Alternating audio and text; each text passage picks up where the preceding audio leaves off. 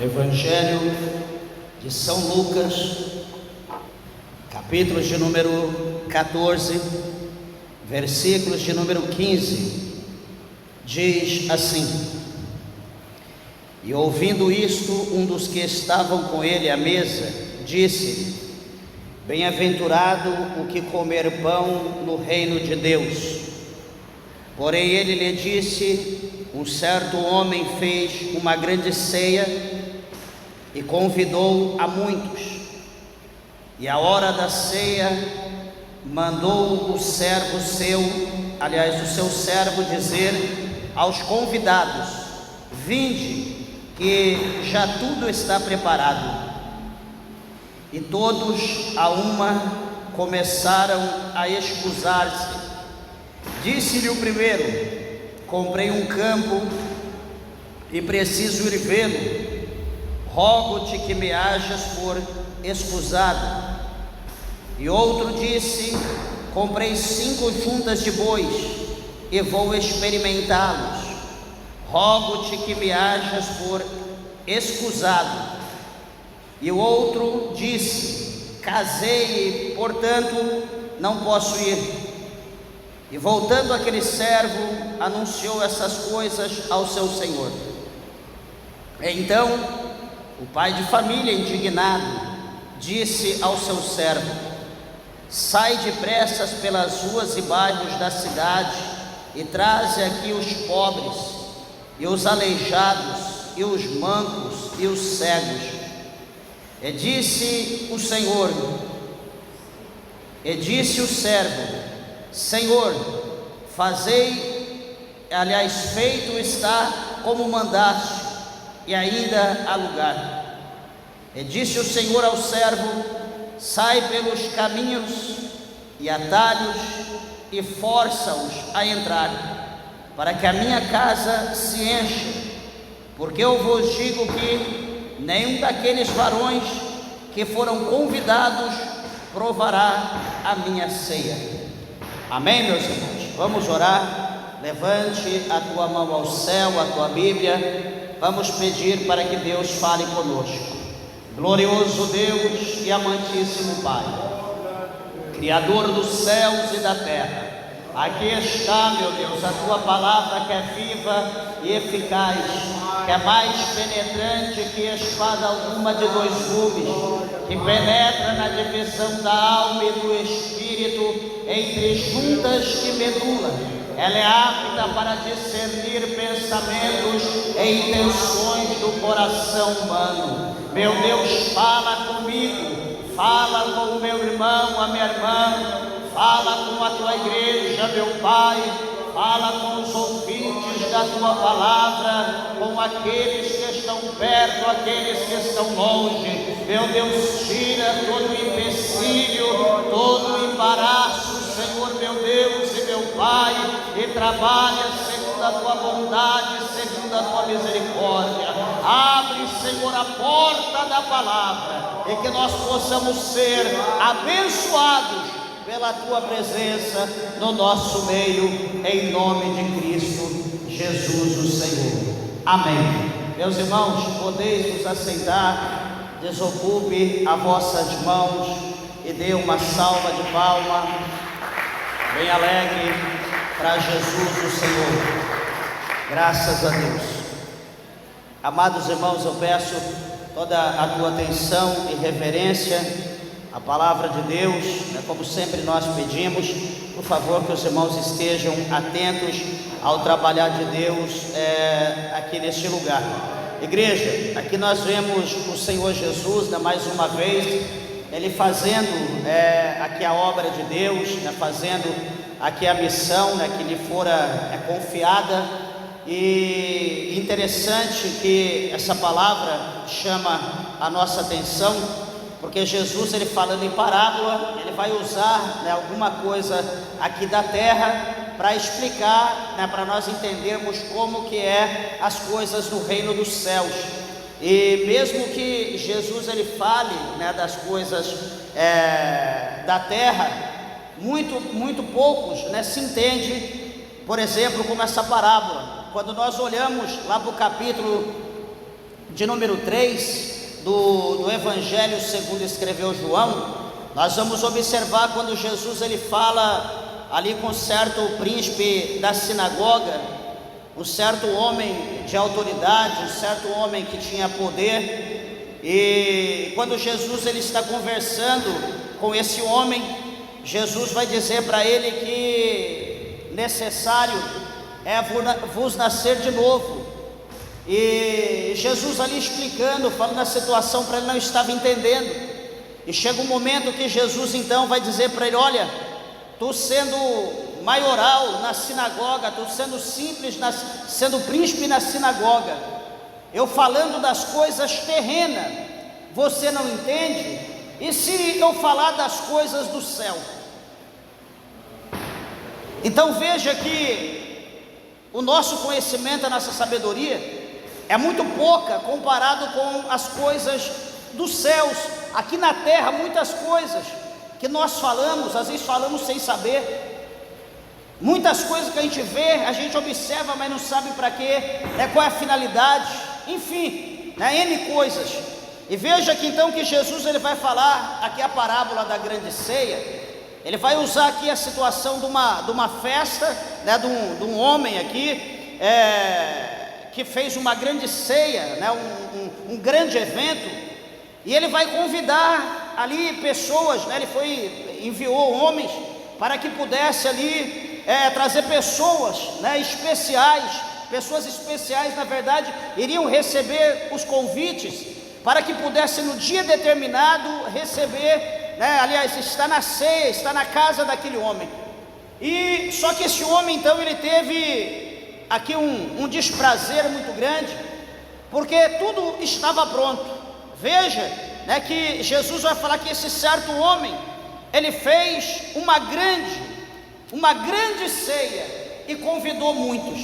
Veja que a princípio o que dá para nós entender que o convite foi de uma forma geral, mas para determinados tipos de pessoa. Porque quando nós olhamos o texto abaixo, nós vamos ver que ele muda, o cenário para outros tipos de pessoa. Mas enfim, quando ele envia o servo, para que o servo então trouxesse os convidados para aquele evento, a Bíblia vai dizer que na hora da ceia, no momento que a ceia estava pronta, ou seja, a festa, o evento, o lugar estava pronto, ele manda o seu servo dizer aos convidados: vinde que tudo já está preparado, a mesa está posta, tudo está pronto, vinde para as bodas, vinde para a festa, para a ceia.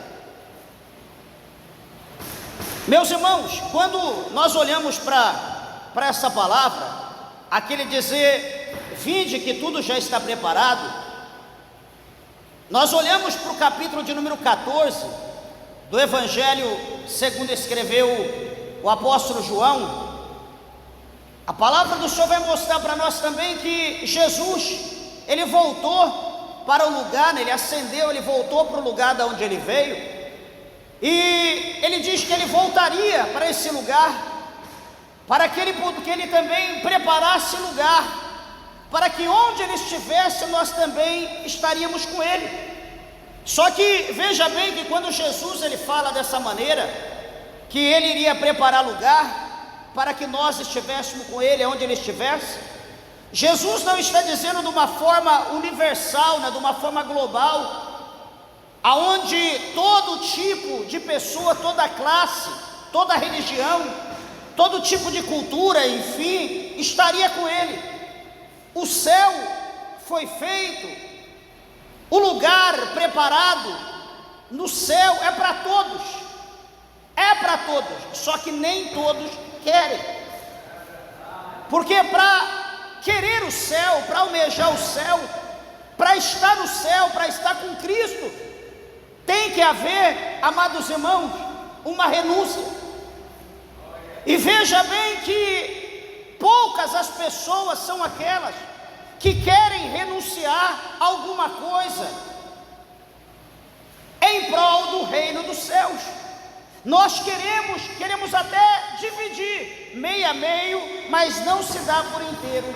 E o reino dos céus não pode ser tido meio a meio. Não, eu vou optar pelo reino dos céus e pelo reino da terra. É impossível. Nós só optamos pelo reino dos céus quando nós renunciamos à terra, quando nós renunciamos à nossa carne, quando nós renunciamos à nossa própria vontade, quando nós renunciamos nossos desejos, quando nós renunciamos tudo aquilo que se torna um empecilho para nós chegarmos até o céu. Não sei se os irmãos estão entendendo, mas, queridos irmãos, observa, quando a palavra de Deus, só para os irmãos entenderem, lá no capítulo 6 do Evangelho segundo escreveu São João, a Bíblia vai mostrar para nós, é clara, que Jesus está pregando, falando ali uma palavra acerca da ceia, e ele dizia aos irmãos, até acho que eu comentei isso no último culto, e Jesus ele dizia que a carne dele verdadeiramente era comida, e ele dizia que o sangue dele verdadeiramente era bebida. Todo mundo começou a olhar para Jesus com um olhar diferente.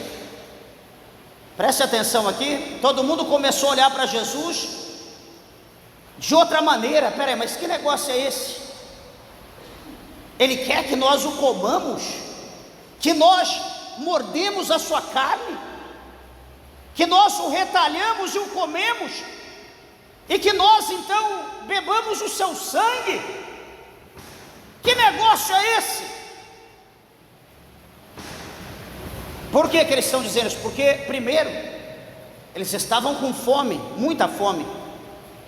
Jesus faz o milagre, Jesus prepara a comida, eles se saciam, ficam satisfeitos, e eles querem eleger Jesus como o rei deles. Então Jesus vai propor essa situação, Jesus vai falar acerca da sua carne, falando acerca da ceia, falando acerca daquele dia. E Jesus ainda conclui dizendo: olha, todo aquele que comer da minha carne, todo aquele que beber do meu sangue, esse tem a vida eterna, e eu ressuscitarei no último dia.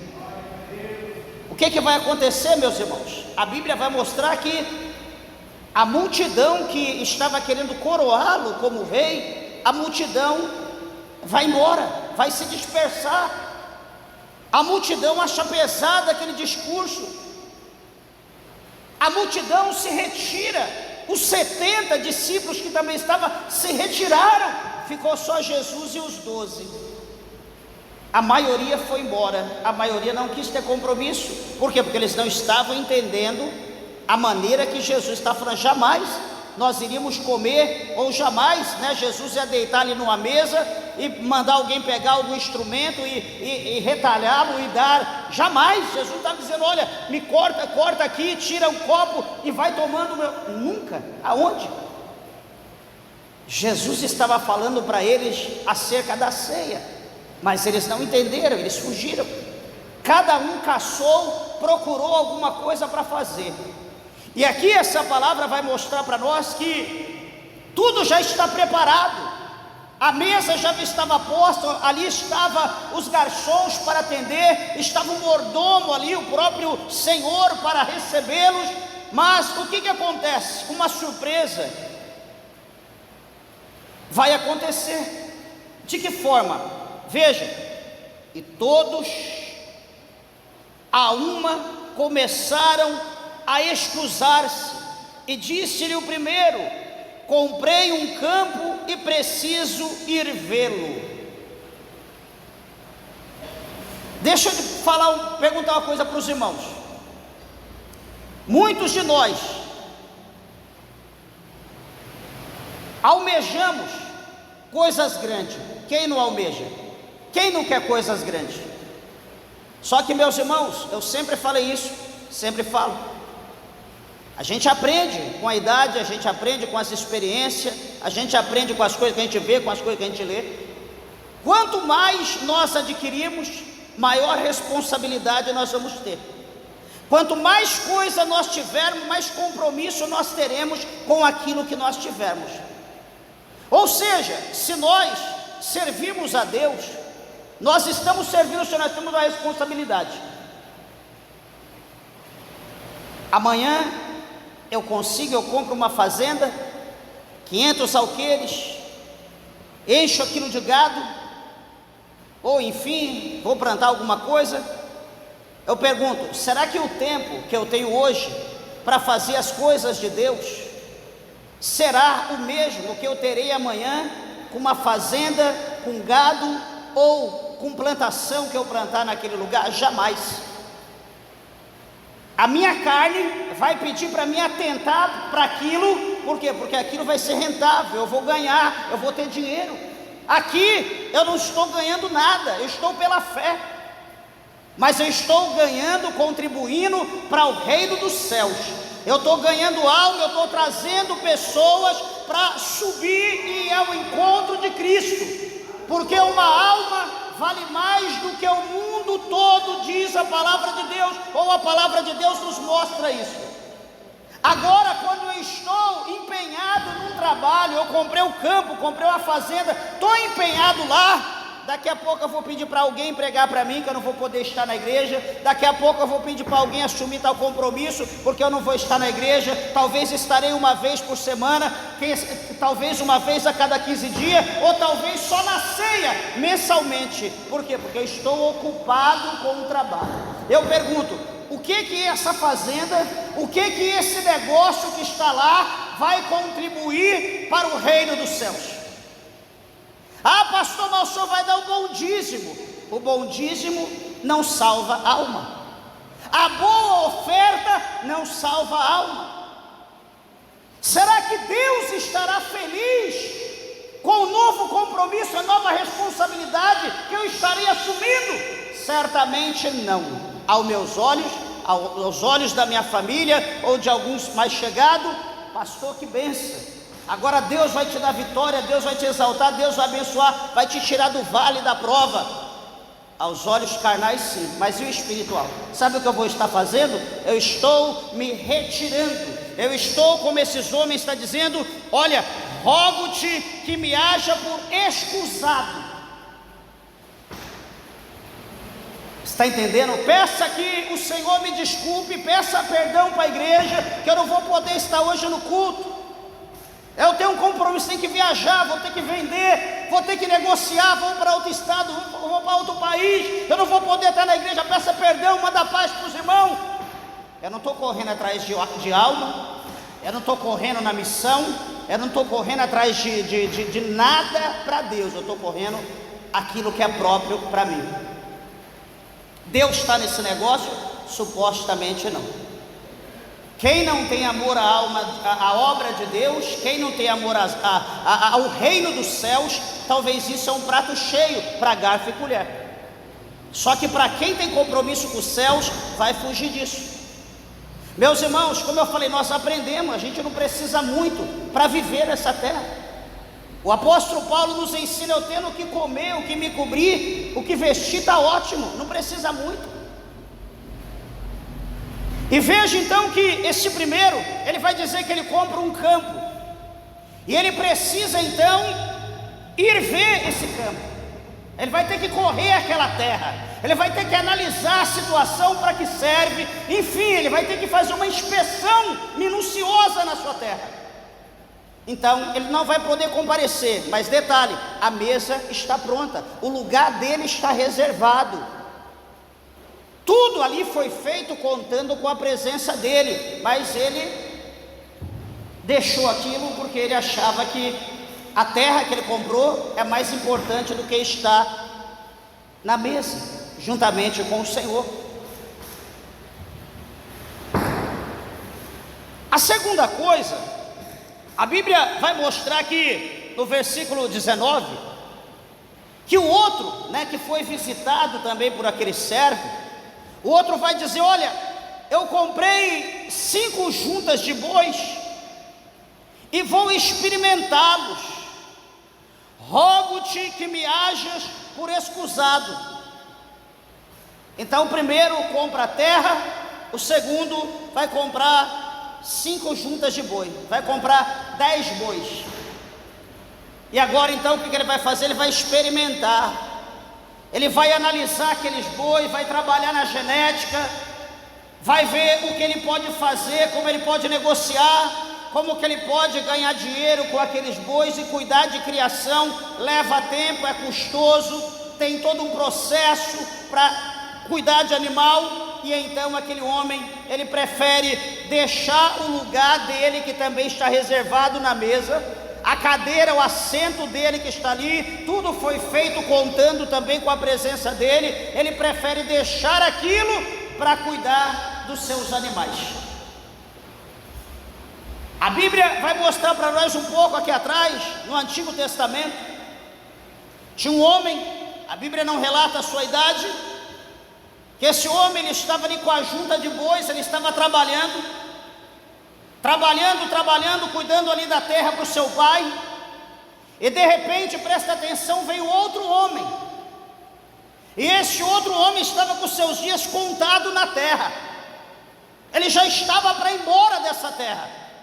E aquele homem então chega ali naquele lugar, ele tira a sua capa, e a Bíblia diz que ele pega a sua capa e joga sobre o homem que estava com aquela junta de bois, trabalhando na terra. Ele lança aquela capa. Quando ele lançou a capa, o homem que estava trabalhando, cujo nome nós sabemos que é Eliseu, quando ele recebe aquela capa, ele para e ele olha para aquele homem que jogou a capa, chamado Elias.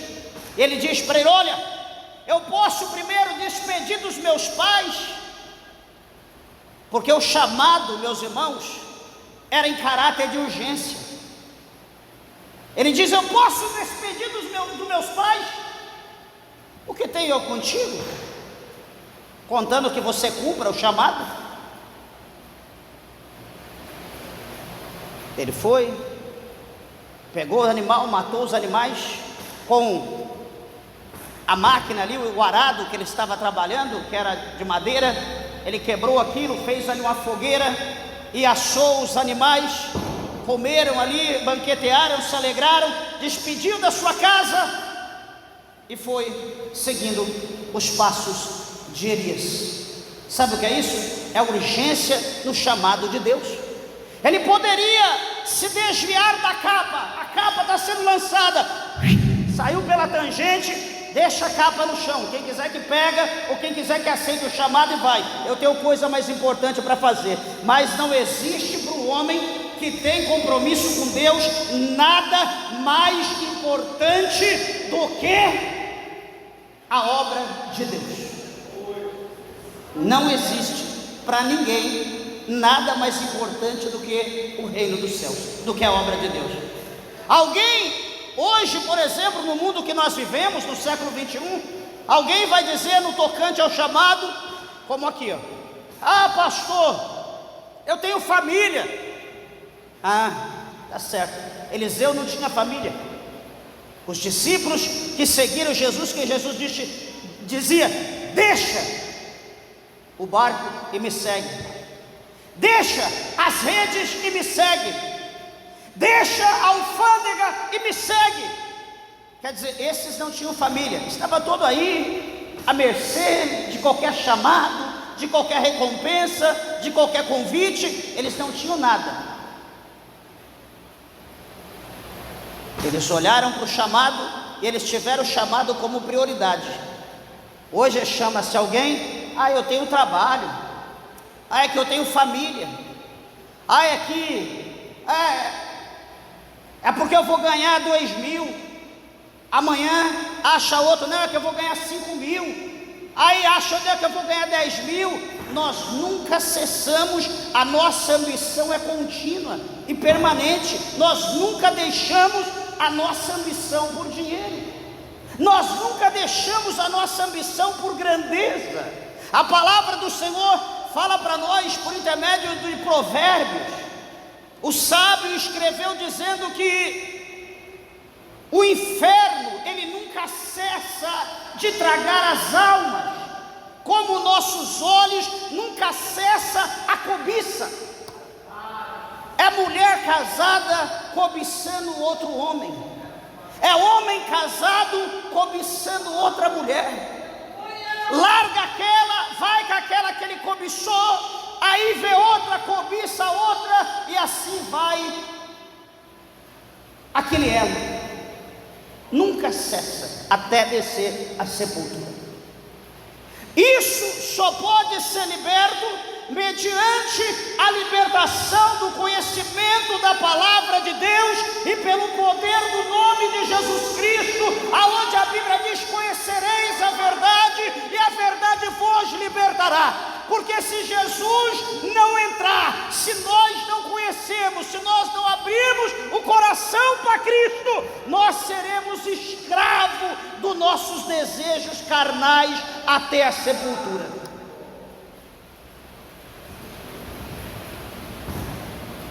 A pergunta é: quem está disposto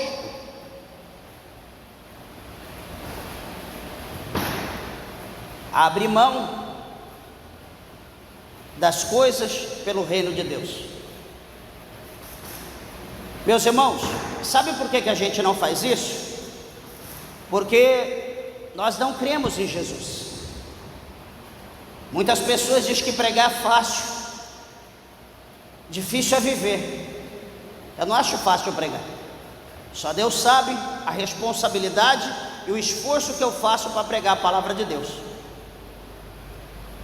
Talvez hoje, para mim, é mais fácil viver do que pregar a palavra. Eu acho talvez mais fácil. Mas, enfim, cada um. O que eu quero falar para os irmãos? Presta bem atenção.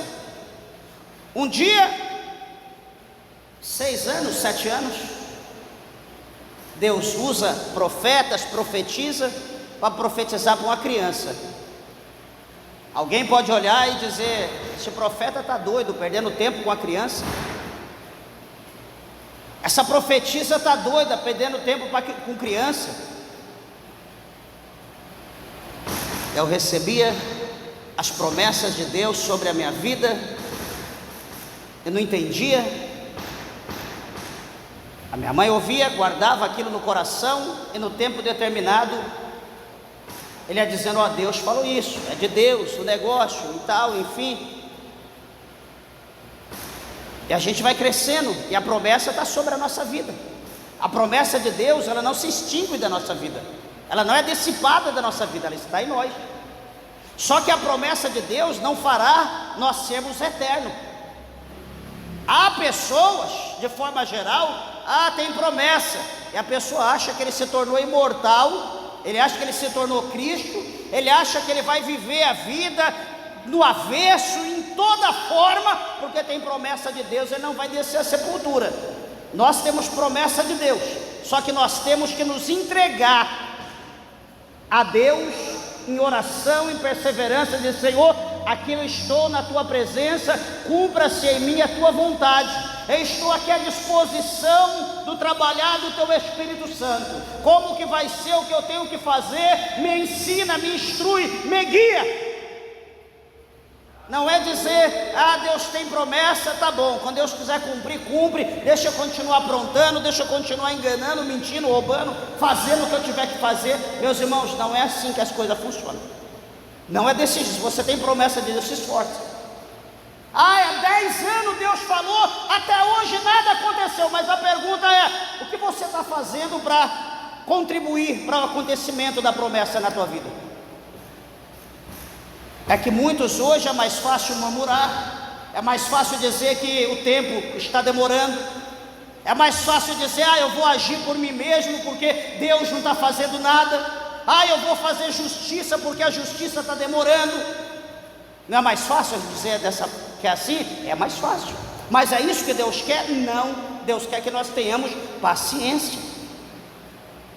E veja uma coisa: estávamos lá em agosto de 2013, até que foi feito um chamado de forma geral na reunião ministerial na nossa sede em São Paulo. Quem quer ir para Uruaçu? Quem quer ir para a Bahia? Então, com a minha esposa, nós fomos orar. Vamos para Uruaçu? Vamos falar com Deus, vamos ver se Deus prepara. Vamos fazer campanha. Fizemos 21 dias ou 3 campanhas de 7 dias no monte na madrugada, buscando a Deus, buscando a Deus. 7 semanas, 21 semanas buscando o Senhor de madrugada, sem falar para ninguém, até que então Deus, o Senhor, confirma no evento que teve na nossa sede. E detalhe, e qual foi o mistério? O mistério foi renúncia. Renunciar a nossa casa, renunciar a minha família, renunciar a família da minha esposa, renunciar minhas funções que eu tinha no ministério, renunciar a igreja que eu dirigia, renunciar ao meu trabalho, renunciar tudo para vir para cá. Ah, pastor, então o senhor veio ganhar bem aqui para renunciar tudo? Sem nenhum centavo. Deus é testemunha que o nosso ministério não assalaria. Ué, mas como que foi então? Pela fé. É cumprir o que está escrito em Mateus 6, do versículo de número 25 para frente, quando Jesus ele fala que as aves, elas não plantam, não cegam, não ajuntam em celeiro, mas Deus alimenta. Para cumprir o que foi dito também na sequência, que o lírio, aliás, que nem Salomão em toda a sua glória, no auge do seu poder, ele se vestiu como um lírio. Então, ou seja, desde que nós creamos, a palavra de Deus, ela se cumpre na nossa vida. Pastor, então se eu abrir mão de tudo, Deus vai fazer isso na minha vida? Não sei o chamado, não sei como que está a tua fé, não sei qual é a tua crença. De repente você é daquela pessoa que crê só no que vê.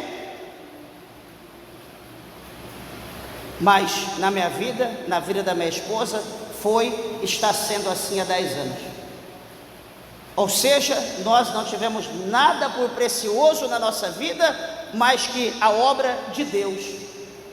Veja que esse homem aqui, ele vai comprar alguma coisa, ele vai deixar a mesa, ele vai deixar o lugar dele, porque o que ele comprou, a princípio era mais importante, ele não podia esperar, ele não podia deixar para outro dia, para outra ocasião, não, era aquele dia. E a outra responsabilidade que chega o terceiro, veja o terceiro como que é interessante. E o outro disse: casei e portanto não posso ir. O primeiro compra terra, o segundo compra boi e o terceiro casa. Veja que as 3 coisas são terrenas, nada é espiritual, nada contribui para a salvação, nada contribui para o reino. Peraí, comprar terra vai te fazer chegar a Deus? Não. Comprar bois ou bens vai te fazer chegar a Deus? Não. Casar vai te fazer chegar a Deus? Não. É uma necessidade que a gente tem, mas aquele que conseguir viver sem o casamento, vai viver em paz. A Bíblia está cheia de pessoas que viveram sem casar, como hoje se vive ainda. Então é uma opção. Só que tudo que nós somos fazer na nossa vida, nós não podemos usar aquela situação como se fosse um empecilho, uma pedra de tropeço para a obra de Deus não ser feita. O terceiro, ele diz: casei, não posso ir. É interessante, meus irmãos, que a palavra do Senhor mostra aqui para nós, que quando ele diz que ele casou, que agora ele não podia ir, o servo vai voltar e vai vai explicar toda a situação para o Senhor. Em cada situação ele fazia um relatório. E voltando, aquele servo anunciou essas coisas ao seu senhor. Então o pai de família, indignado, disse ao seu servo: sai depressa pelas ruas e bairros da cidade e traz aqui os pobres, os aleijados, os mancos e os cegos. Esses eram convidados? Não. Esse estava na lista, no hall de convidados do evento? Não. Esses foram convidados de última hora. Por quê? Porque foi feito um trabalho, a mesa estava posta, tudo estava organizado, e aquele pai de família, ele não ia perder o que ele fez, ele não ia deixar Deus dará. Ele trabalhou, ele queria ver as pessoas se alegrar, tudo já estava pronto. Só que aqueles que foram convidados, os convidados não foram dignos. Meus irmãos, aqui, presta bem atenção para a gente entender essa passagem, aqui no capítulo 1 do Evangelho segundo escreveu São João. A palavra de Deus mostra aqui para nós que no capítulo 1, verso 11 de João, capítulo 1, verso 11, a Bíblia diz que veio para o que era seu, e os seus não o receberam. Veja, Jesus veio para os que eram seus. E o que acontece? Os seus não o receberam. Veja que aquela mesa está pronta, está posta, tudo está preparado. Só que o que acontece? Os convidados não quiseram. Os convidados não quis aceitar o que foi preparado para eles. Aqui, ó. Veio para os que era seu e os seus não o receberam. E o que esse homem vai fazer? Ele vai mandar o seu servo ir pelas ruas e bairros da cidade e traz os pobres, os aleijados, os mancos e os cegos. Então o versículo 12 do capítulo 1 de João diz: mas a todos, de uma forma geral, no plural, mas a todos quantos o receberam, deu-lhes o poder de serem feitos filhos de Deus, aos que creem no seu nome. Você está entendendo como que é o amor do Senhor? Espera aí, os escolhidos não quiseram? Não, eles acharam algo mais importante para fazer.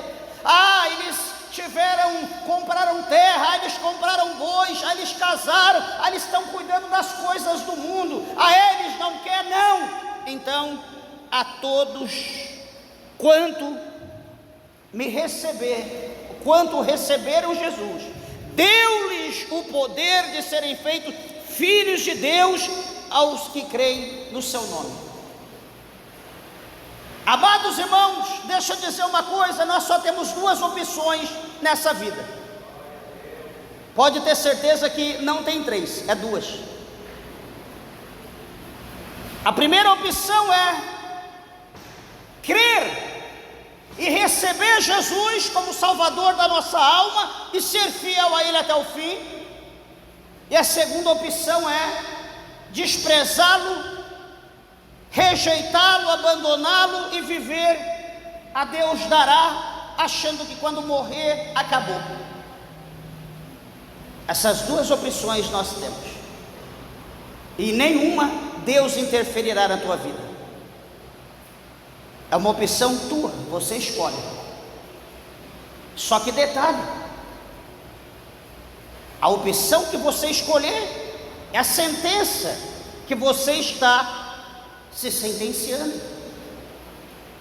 Nós mesmos nos sentenciamos, não é Deus que nos sentencia, é nós mesmos. Com as nossas atitudes, com aquilo que nós optamos, nós estamos nos sentenciando.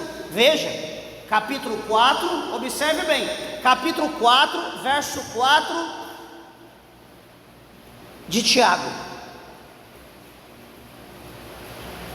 Tiago diz bem assim, presta atenção, 4 e 4: adúlteros e adúlteras, não sabeis vós que a amizade com o mundo é inimizade contra Deus? E ele continua: portanto, qualquer que se tornar amigo do mundo constitui-se inimigo de Deus. Eu pergunto, isso não é uma sentença? A opção é minha. Eu me tornei amigo do mundo, a minha sentença é tornar inimigo de Deus. Eu que optei. Eu sei que o mundo é mau, mas vai que eu consigo mudar o mundo.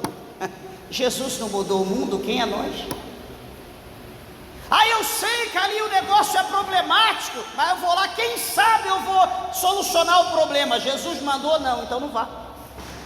O apóstolo São Paulo, ele relatou, escreveu nas suas cartas, dizendo: fugir da aparência do mal. Ele não diz para nós, arregaça as suas mangas e vai para cima do mal em nome de Jesus Cristo e manda o mal para o inferno. É assim que ele diz? Não. Paulo foi impedido no mínimo 3, 4 vezes pelo Espírito Santo de fazer a obra de ir em tal lugar, porque se ele fosse, ele poderia ser alvo do diabo, ele poderia passar por algum processo. Então o Espírito diz: não vá, calma, espera. E ele ficava em paz. Quando chegava o momento, o Espírito dizia: agora pode ir. Com Jesus foi a mesma coisa. Olha, Herodes quer matar Jesus. O que a mensagem de Deus dizia por intermédio do anjo? Pega o menino, vai para o Egito, fica lá com ele. Deus é poderoso. Deus poderia fumegar Herodes? Não, mas Herodes tinha uma missão, ele tinha um tempo de vida dele. Deus não ia interferir. Jesus vai para o Egito e fica no Egito alguns anos. Quando Herodes morre, quando o filho de Herodes toma o lugar, Deus fala por intermédio do anjo, dizendo: agora volte de novo para a sua terra, porque aqueles que queriam matar o menino já morreram. Jesus então volta novamente. Você vê como que é a situação. Deus não interfere na nossa vida pessoal, a não ser acerca do chamado, como nós estamos falando de Jesus e como estamos falando de Paulo. Mas para finalizar, meus irmãos, aqui a situação, o que é interessante, que sai depressa pelas ruas, bairros da cidade. O Senhor está dizendo aqui aquilo que está escrito no capítulo 16, no versículo 15 do Evangelho de Marcos: ide por todo mundo, pregai o Evangelho a toda criatura. E no outro versículo ele diz: aquele que crer e for batizado, esse será salvo. Então ele vai depressa pelas ruas, pelos bairros, ou seja, vai por todos os lugares, vai por toda a terra e pega para mim, traga para mim os pobres, traga os aleijados, traga os mancos, traga o cego, traz todo mundo. Isso aqui era contra. Os judeus, eles não tinham comunhão com essa classe de gente. Para eles, alguém cego, para eles, alguém aleijado, para eles, um coxo era pessoas pecadora, que havia pecado os seus pais, ou ele pecou, por isso ele estava vivendo daquela maneira. Quem se relacionasse, tivesse amizade, quem convivesse, tocasse, era tão miserável, tão imundo quanto eles. Era um preconceito terrível. Porém, Jesus veio para desfazer. Jesus veio mostrar como que é o amor. O amor é incondicional. O amor não olha para a estatura, por diâmetro. O amor não olha por cor. O amor, ele suporta tudo. Se não suporta, porque não é amor, é paixão. Paixão é passageira, o amor permanece. Tudo vai passar, mas o amor vai permanecer, diz a palavra de Deus em 13:13 de 1 Coríntios. E detalhe: e disse o servo: Senhor, feito está como mandaste, mas ainda há lugar. O servo diz para o Senhor, disse o Senhor ao servo: sai pelos caminhos e atalhos e força-os a entrar, para que a minha casa se encha. Meus irmãos, o que é isso aqui? Veja, 3 tipos de pessoa. Primeiro, aqueles que haviam sido escolhidos, que rejeitaram, comprou terra, comprou gado, casou. Essa é a primeira classe. Aí vem a segunda classe, que é os pobres, aleijados, os mancos e os cegos. E agora vem a terceira classe. O Senhor diz: olha, sai pelos caminhos, atalhos, e procure eles, faça-os entrar, aperta-os, encham a minha casa, para que a minha casa não fique vazia, para que a minha casa se encha. Sabe o que é isso aqui? É a longanimidade de Deus. É o Senhor dando tempo para que mais pessoas se acheguem à sua casa, para que mais pessoas venham em direção ao seu reino, para que mais pessoas aceitem o seu amor, para que mais pessoas aceitem a sua misericórdia, para que mais pessoas se entreguem de corpo e alma e seja liberto, transformado, curado, vivificado por intermédio da pessoa bendita de Jesus Cristo de Nazaré. Lama súbia, candarábia, surimicanta, labracheia. A longanimidade de Deus é coisa muito linda, é coisa tremenda. Eu digo algo para os irmãos que eu sempre falo: sabe por que ainda o mundo está aqui? Sabe por que as coisas estão do jeito que está ainda? Porque a igreja está aqui na terra, porque a igreja está de joelho, a igreja está orando. E quando nós estamos orando, pedindo misericórdia, Jesus salva, Jesus converte, Jesus liberta, Jesus é longânimo, Ele vai dando tempo, Ele vai dando oportunidade, Ele vai dando mais dias, Ele vai dando mais meses, mais anos. Porque se a igreja de Deus não estivesse aqui orando, se a igreja de Deus não estivesse aqui buscando, clamando, esse mundo já tinha acabado há muito tempo, eu tenho certeza disso. Mas por intermédio da oração da igreja, Deus está dando tempo para a tua esposa, Deus está dando tempo para o teu esposo, Deus está dando tempo para os teus pais, Deus está dando tempo para os seus filhos, Deus está dando tempo para os teus amigos, para os teus vizinhos, por intermédio das orações. Mas não pensa que isso ficará impune diante de Deus. Tudo está claro, tudo está nu aos olhos de Deus, todas as coisas. Não use da benignidade de Deus, não use da mansidão de Deus, da longanimidade de Deus, para você continuar no pecado. Olha como que as pessoas pensam. Certa feita eu li acerca de um sacerdote russo, ele lendo sobre a misericórdia, sobre o perdão de Jesus, sobre a forma do amor de Jesus, ele leu, e ele disse então, ele chegou numa conclusão: já sei o que eu vou fazer, eu vou me tornar o maior pecador que já existiu, para eu ser o homem mais perdoado.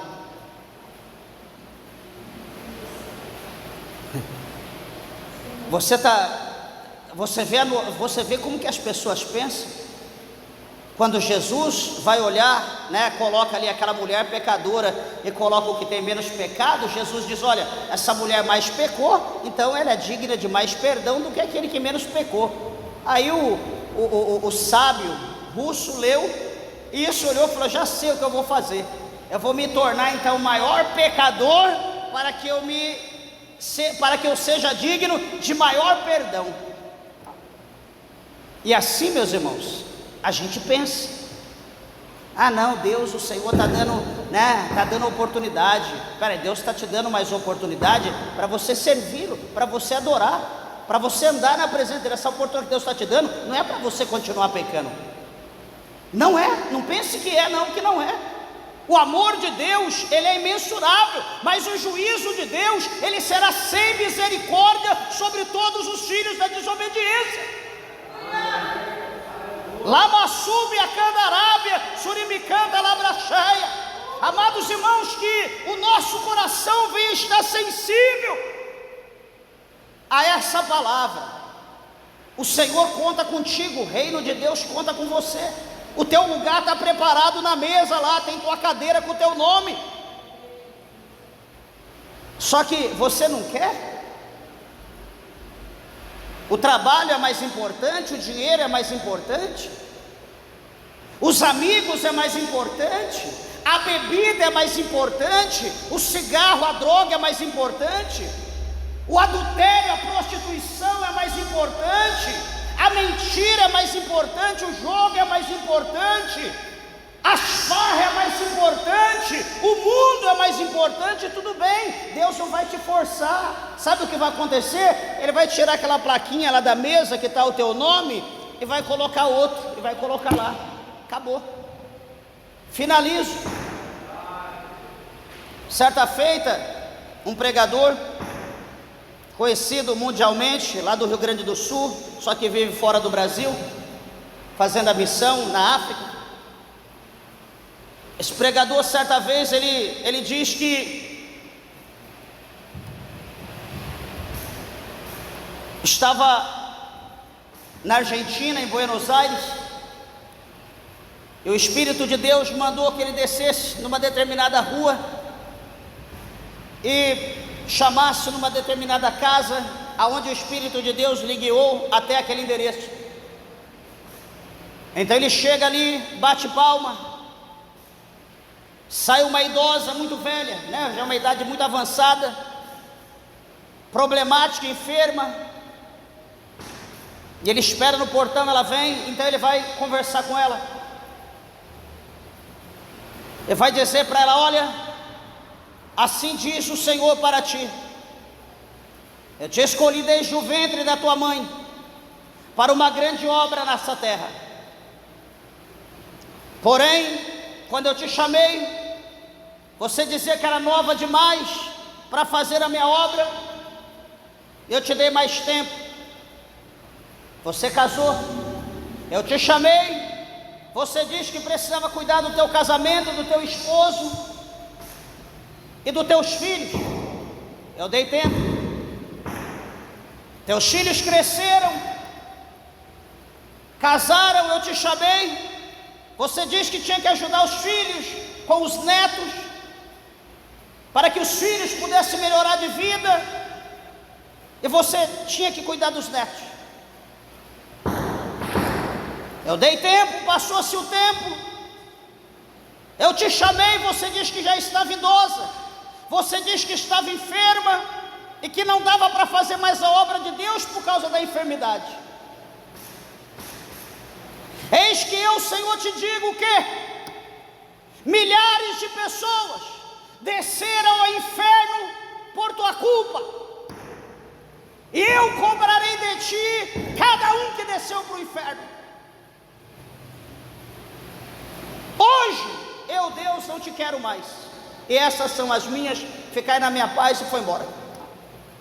No outro dia, estava o velório daquela chamada por Deus, que era escolhida desde pequena.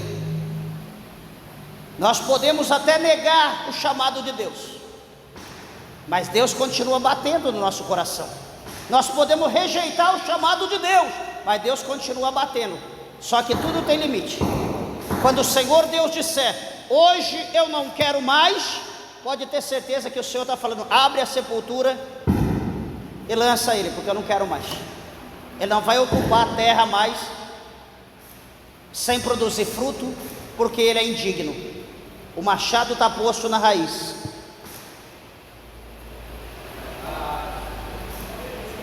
Assim, meus irmãos, é a palavra de Deus, não é colocando medo, é o que a Bíblia nos ensina.